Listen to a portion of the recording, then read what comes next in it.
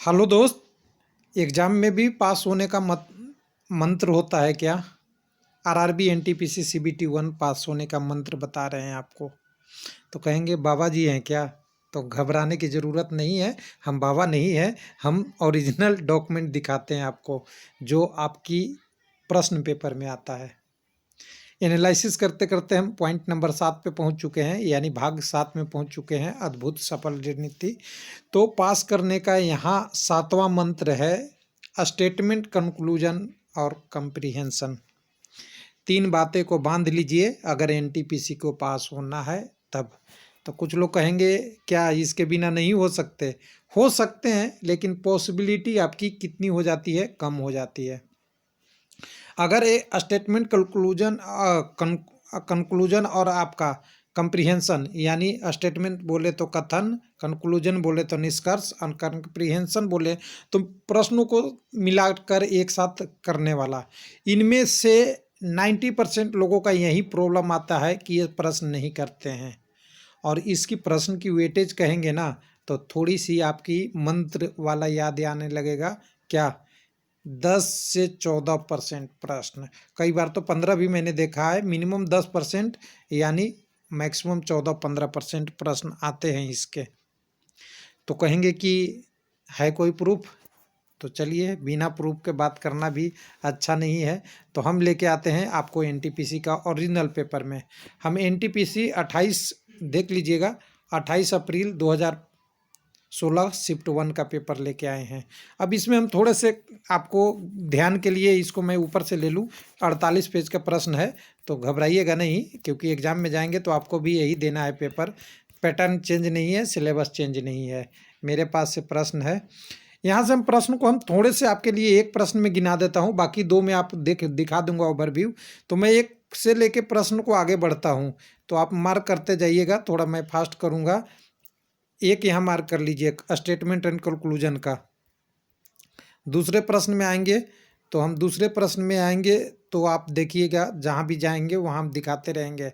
देखिए, कंप्रीहेंशन का प्रश्न आ गया, 2 हो गया। उसके बाद अगला भी कंप्रीहेंशन होगा, 3 हो गया। उसके बाद अगला भी है 17 नंबर, 4 हो गए। उसके बाद आगे जाएंगे, 4 प्रश्न यहाँ तक हो गए हैं अभी तक आपका। उसके बाद अगले में आएंगे, तो अगले में आएंगे, आगे आएंगे तो हमारे पास 4 हो चुका है। 4 के बाद अगर आगे चलते जाएंगे तो हम देखते हैं प्रश्न की क्या है कंडीशन। तो 4 के बाद हमारे पास ये आता है बादाम रोगन तो ये 5 हो गया। इसके बाद देखिए, ये अगला प्रश्न 6 हो गया, 36 नंबर। और उसके बाद अगला प्रश्न 37 नंबर, 7 हो गया। उसके बाद 7 हो गए अभी तक। अभी बहुत आगे हम नहीं गए हैं, प्रश्न नंबर 40 तक आए हैं, तो 7 हो चुका है। और चलते हैं, थोड़ा तेज़ फास्ट करते हैं। 7 हो गया, 7 हो गया हमारे पास। 7 होने के बाद आगे आएंगे, तो 7 आएंगे, अभी आगे आते हैं, आगे है 8 हो गया, प्रश्न नंबर 56। 8 हो गया। उसके बाद आप नीचे आइएगा, आ गया 9 हो गया, प्रश्न नंबर 60। उसके बाद आगे देखेंगे, तो आगे देखेंगे 60, 9 एक 10 नंबर हो गया, 66। उसके बाद आगे देखेंगे, 66 हो गया हमारे पास। उसके बाद आगे हो गया, आगे आप देखेंगे तो 66 के बाद आगे देखेंगे, तो आगे देखेंगे 66 हो, अभी हो गया 10 के बाद। आप यहाँ से देखिएगा, 1 2 3 लगातार प्रश्न हो गया। कौन सा नंबर? तो आपका 83, 84 और 85, यानी 13 प्रश्न हो गए। और आगे भी देख लेते हैं क्या होता है। आगे भी है क्या? यानी आगे भी देखेंगे तो आपके पास आ जाएगा ये 96 नंबर, यानी 14 प्रश्न इसमें हैं आपके। देखिए, 14 प्रश्न है 100 प्रश्न में, यानी 14% वेटेज है इसका। अगर इस प्रश्न को नहीं किए तो आपके 84% में ही करना है आपको एग्ज़ाम। और 84 में 10 से 15 गलतियां तो आप पहले ही कराते हैं नेगेटिव, और इसके 15 गलतियां किए तो 3 नंबर और कट जाते हैं उल्टे, तो 18 नंबर ऐसे ही कट जाता है। यानी 18 और 14 अगर आप घटा दें तो आपको कितने परसेंट? 8, 2 होता है और 32, यानी 32% आपके नंबर कम आते हैं, तो आपका स्कोर होता है, ध्यान दीजिएगा, 100 में से 32 काटते हैं तो आपका स्कोर बनता है, जो बनता है 68। और कुछ प्रश्न नहीं आता है वो तो छोड़ ही दीजिए। तो जो प्रश्न छोड़ दिए तो इसमें से घट गया तो आप आ गए 50%। यानी ये मंत्र है, जब तक आपको एक एक टॉपिक एक एक प्रश्न को एनालिसिस करके नहीं करेंगे तो आगे बढ़ना मुश्किल है। आप कहिएगा कि और भी एग्जामों में ऐसा हुआ है क्या, तो मैं और में दिखा देता हूँ आपको। 9 तारीख का है ये, 9 अप्रैल का शिफ्ट नंबर 3 है। इसको भी शुरू से हमें लेना पड़ेगा। चलिए नीचे से ही ले लेते हैं, नीचे से प्रश्न पड़ा हुआ है तो 100 नंबर से देखते चलते हैं। तो पहला 99 नंबर एक हो गया, उसके बाद आप देखते जाएंगे 99 नंबर हो गया। और आपके पास होगा तो आप भी देख लीजिएगा, ऐसा नहीं है कि मेरे पास ही ये प्रश्न पड़ा हुआ है, आपके पास भी है तो आप भी मिला लीजिएगा और एनालिसिस कर लीजिएगा। तो अभी एक हमारे पास हुआ है, एक प्रश्न हुआ है, उसके बाद देखते हैं कहाँ आता है प्रश्न ऐसा। उसके बाद आपका आएगा एक हो गया, एक हो गया, एक हो गया, एक हो गया। देखिए यहाँ पे एक दो हो गया कंप्रीहेंशन का, जिसमें आप देख सकते हैं प्रश्न संख्या कितना है आपका 69 है, तो 2 हो गया। उसके बाद 69 के बाद देखिए 69 के बाद नहीं है, 2 ही है यहाँ पे। और आगे देखेंगे तो यहाँ पे 68 हो गया, 3 हो गया, 67 हो गया, 4 हो गया, 4 हो गया। यहाँ से अगर ऊपर में देखेंगे और चप हो गया है। उसके बाद आगे भी देखेंगे तो अभी आगे मिलेगा बहुत सारा प्रश्न। 4 हो गए, उसके बाद आप देखेंगे अगला 5 57 नंबर प्रश्न, 5 हो गए। 5 के बाद अगर ऊपर की तरफ आप आएंगे, 5 आ गया आपका, ऊपर की तरफ देखेंगे तो और भी प्रश्न आएंगे। 5 हो गया, 5 हो गया, 5 हो गया, 5 हो गया, आप देखते जाइए। हाँ 44 नंबर 6, 43 नंबर 7, 42 नंबर 8, 42 नंबर 8, 8 प्रश्न हो गए।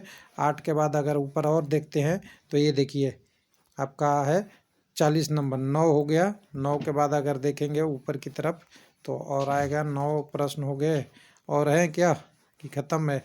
चलिए देखते हैं, 10 आ गया, 30 नंबर प्रश्न। उसके बाद आगे देखते हैं 11 आ गया आपका स्टेटमेंट और कंक्लूजन वाला, 11 हो गया। यहाँ देखेंगे अगले में 12 हो गया, 26 नंबर, और 25 नंबर 13 हो गया। 13 प्रश्न यहाँ तक हैं, आगे देखते हैं और है क्या, यानी 13 प्रश्न यहाँ पे हैं। और इसी तरह अगर आगे देखते चलते हैं तो और होगा तो सामने आएगा, नहीं होगा तो देखते हैं 13 प्रश्न है क्या, और 13 नहीं है। तो ये टोटल आप कहिए 13 प्रश्न यहाँ है, यानी एक में 14, एक में 13, कई में 10 भी होता है, कई में 12 भी होता है। करीब करीब ये एवरेज पैटर्न है एनटीपीसी का। तो अब आपके मन में एक सवाल आएगा कि ऐसा प्रश्न क्यों देता है एनटीपीसी। तो एनटीपीसी में लॉजिकल एनालिटिक पोस्ट होता है, आपको डिसीजन लेना होता है। जैसे भी आप स्टेशन मास्टर बनेंगे, या आप गुड गार्ड्स बनेंगे, या आप कॉमर्शियल में जाएंगे, या जो भी पोस्ट होंगे, इसमें आपको एक मेमोरी से डिसीजन लेना होता है। कौन सा रूट सेट करना है, कौन सी प्रोग्राम करनी है, कौन सी आपका लॉजिकल लगाना है। इसलिए इस प्रश्न को इसमें बहुत इंपॉर्टेंट दी जाती है। तो अगर आपने एलपी की तैयारी करते हैं, ग्रुप डी की करते हैं, उससे अलग हो जाइए। यही मंत्र है इसका, स्टेटमेंट एंड कंक्लूजन का। तो अब तीसरा सवाल होगा कि ऐसा तो बता दिए, प्रश्न गिन के हमने भी रखा था, अब इसका सॉल्यूशन क्या है, कैसे हम इससे अच्छा कर सकते हैं, आप कुछ तो बताइए। तो देखिए दोस्त, मैंने इसको जब एनटीपीसी की वैकेंसी आई थी ना, तभी से मैं लग गया था लोगों को बताने में शुरू में कि देख लो देख लो देख लो। लेकिन हालांकि हमारे चैनल पे पढ़ने वाले की संख्या कम है, इसलिए मैंने उस टॉपिक को अभी रख रखा है, समझा के रखा है सारा वीडियो को, कि कहाँ है वीडियो मैं एक बार दिखा देता हूँ। अगर देखना चाहें तो आप देख सकते हैं इसकी सारी वीडियो। तो यहाँ पे हम देखिए हमारा यूट्यूब चैनल है, तो मैं अभी क्या करता हूँ, यूट्यूब का नॉर्मल एप्लीकेशन खोल रखा हूँ। यहाँ पे आप रेलवे लाइव सर्च कर लीजिए, मैं देखने का तरीका बताता हूँ। तो रेलवे लाइव आता है, तो रेलवे लाइव ओपन कर लीजिए। अब ये रेलवे लाइव चैनल आपने ओपन कर लिया, तो हमारा मकसद ये है कि हमने आपको ओरिजिनल चीज़ दिखाएं। लेकिन हम सबसे पहले कहाँ दिखाना है, देखिए यहाँ होम पेज आ जाता है, वीडियो आ जाता है, प्लेलिस्ट आता है। आपका डेस्टिनेशन यही है, प्लेलिस्ट, जितने हमने सारे वीडियो को आपके लिए संजो के रखा है। हालांकि आपने पहले देखा तो अच्छी बात है, नहीं देखा तो अब देख लीजिएगा। ओपन करते हैं प्लेलिस्ट। प्लेलिस्ट अगर ओपन करेंगे तो इस टाइप से दिखेगा। अगर आप डेस्कटॉप में है तो बहुत सारा होगा।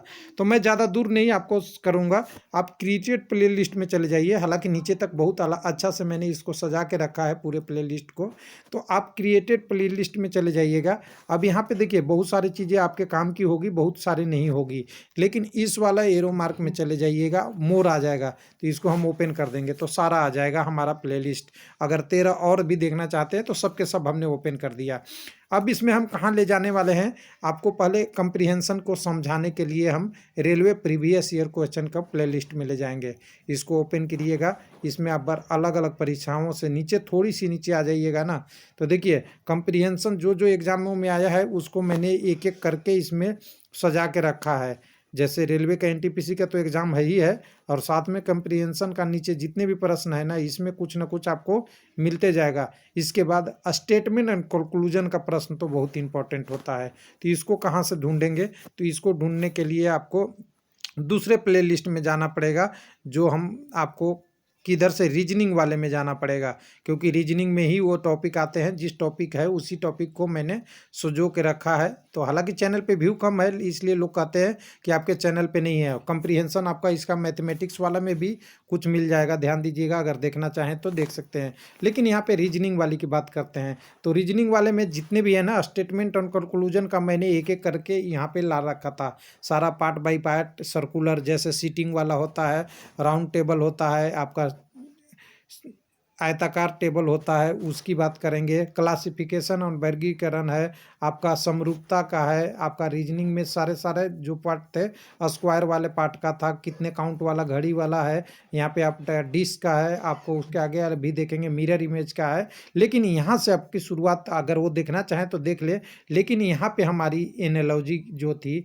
उसके बारे में बात हमने किया था। सारा टोटल के टोटल स्टेटमेंट आर्गूमेंट, स्टेटमेंट तर्क शक्ति, स्टेटमेंट प्रेजप्शन, उसके बारे में साइलोलॉजी वगैरह वगैरह की बात करके मैंने इसमें प्लेलिस्ट बनाया था। हालांकि मैं थक गया, कुछ लोगों के व्यू अगर अभी चैनल पे देखेंगे तो 1000-2000 भी नहीं होते थे, इसलिए मैंने इसको ज़्यादा आगे बढ़ाया नहीं था। लेकिन अगर आप चाहते हैं कि अगर इसका फ़ायदा उठाएं, अगर कुछ बेनिफिट हो रहा है देखने से, तो ज़रूर बताइएगा। और यही है एनटीपीसी का मंत्र।